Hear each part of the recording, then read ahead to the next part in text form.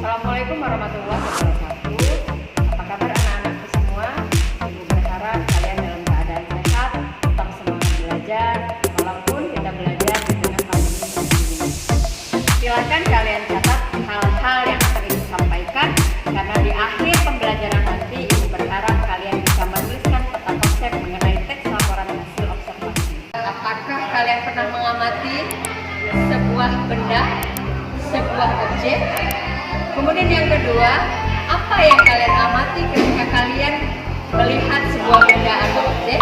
Dan kemudian yang ketiga, apakah dan bagaimanakah kalian membuat laporan teks hasil observasi? Dari beberapa pertanyaan ibu tadi itu sudah jelas bahwa ketika kita membuat teks laporan hasil observasi ada 3 hal yang perlu kita lakukan. Yang pertama, kita harus mengamati benda atau objek. Yang kedua, kita harus menuliskan apa saja yang kita amati.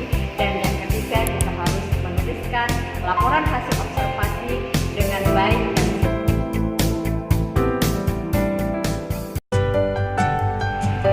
Baiklah, sekarang kalian perhatikan gambar berikut.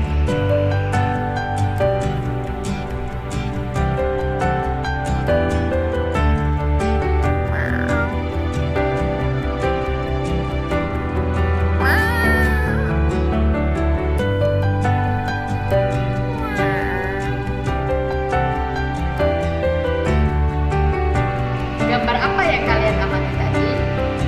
Yang benar, yang kalian amati tadi adalah gambar kucing.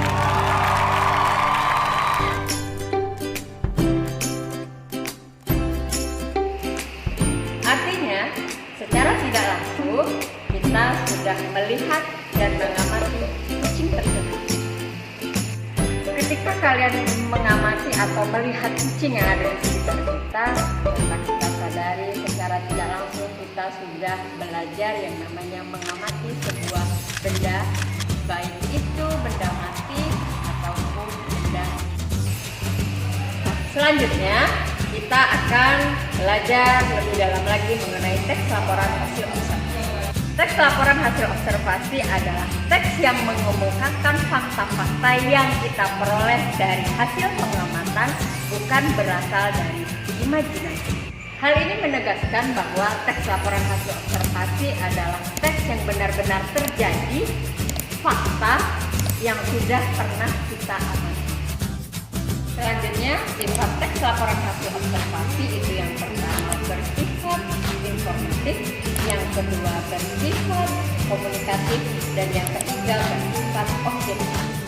Sebuah teks dikatakan teks laporan hasil observasi kalau dia memenuhi ciri-ciri sebagai berikut.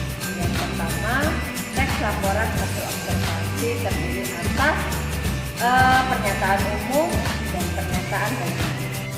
Yang kedua, memuat informasi berdasarkan fakta umum.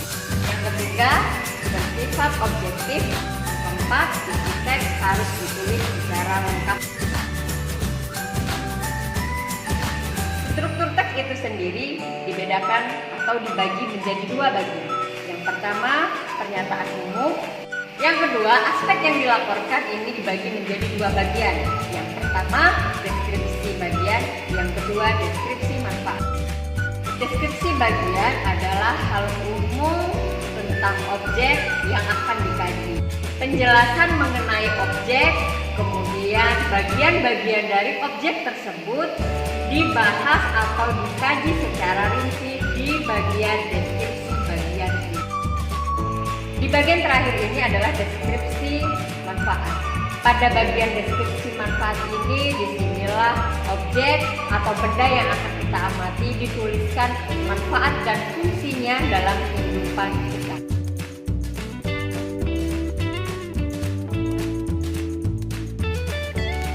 Baiklah, kita lanjut dengan contoh teks laporan hasil observasi. Pada contoh laporan hasil observasi ini kita bahas mengenai kucing. Pada bagian yang pertama yaitu bagian pernyataan umum. Di bagian pernyataan umum ini seperti yang sudah disampaikan bahwa di situ ada kata definisi. Kata definisi itu contohnya kata merupakan, adalah, yaitu, yakni. Nah, pada bagian pernyataan umum ini di sini terlihat jelas bahwa ada beberapa kata definisi, yaitu kata adalah, kata termasuk, dan kata yakni. Jadi di bagian pernyataan umum ini menjelaskan hal-hal umum yang akan dibahas dalam teks hasil observasi. Anggota atau aspek yang dilaporkan. Pada deskripsi bagian, di sini sudah ada contoh, kucing rumah bisa mencapai berat 16 kg, panjang 60 cm dan tinggi 45 cm. Selain itu, kucing mempunyai taring yang runcing dan cakar yang bisa ditarik serta dikeluarkan sesuai kebutuhan. Nah, di sini menunjukkan bahwa ada bagian-bagian kucing yang dijelaskan atau dideskripsikan, yaitu mulai dari berat 16 kg, panjang 60 cm dan tinggi 45 cm.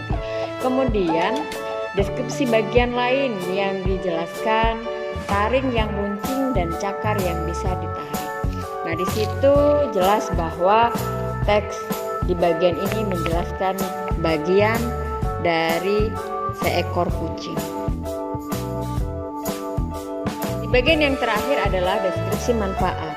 Kucing peliharaan tidak berbahaya bagi manusia karena tubuhnya yang kecil tidak menutup kemungkinan hewan ini bisa menularkan penyakit. Penyakit yang mungkin ditularkan diantaranya rabies karena gigitannya dan gangguan pernafasan diakibatkan bulunya. Nah, pada kalimat ini, pada paragraf ini menunjukkan bahwa di situ ada deskripsi manfaat.